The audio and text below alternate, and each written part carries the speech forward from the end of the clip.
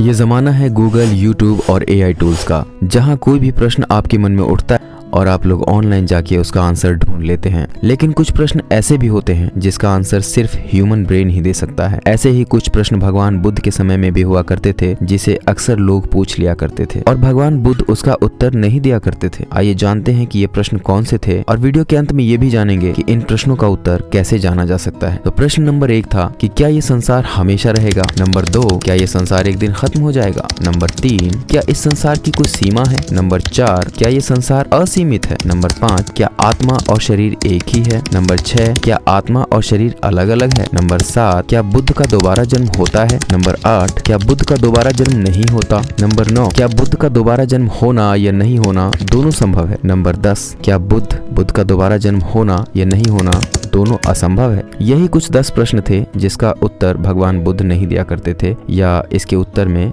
वो मौन हो जाया करते थे। अब सवाल ये है कि भगवान बुद्ध इन प्रश्नों के उत्तर क्यों नहीं देते थे। वैसे तो इन प्रश्नों का जीवन से कोई खास लेना देना नहीं है, फिर भी कुछ बुद्धिजीवियों के मन में ये प्रश्न उत्सुकता का विषय बना रहा करते थे। इन प्रश्नों के उत्तर जानने की या फिर इसी तरह के कुछ और प्रश्न जैसे भगवान है कि नहीं, ये संसार किसने बनाया, पुनर्जन्म होता है या नहीं, वगैरह वगैरह। भगवान बुद्ध जानते थे कि इन प्रश्नों के उत्तर देने से कोई लाभ नहीं, क्योंकि ऐसे प्रश्नों के उत्तर देने से प्रश्न खत्म नहीं होते, प्रश्न और बढ़ जाते हैं या जीवन और उलझ जाता है। और वे ये भी जानते थे कि जीवन के संदर्भ में इन प्रश्नों का कोई मूल्य नहीं। अगर मैं अपने पॉइंट ऑफ व्यू से बताऊं तो इन प्रश्नों का उत्तर तो जाना जा सकता है, परंतु दूसरों से नहीं, खुद से जाना जा सकता है, क्योंकि कुछ प्रश्न व्यक्तिगत होते हैं जिन्हें खुद से ही जाना जा सकता है और ये सभी प्रश्न उनमें से ही हैं। जब तक ये नहीं जाना जाएगा कि हमारा अस्तित्व क्या है, मैं हूँ या नहीं, या फिर ऐसे कई प्रश्न कि मैं हमेशा रहूंगा या नहीं, मेरा दोबारा जन्म होगा या नहीं, जो कि सेल्फ इंक्वायरी से पता चलेगा, आत्मचिंतन से पता चलेगा,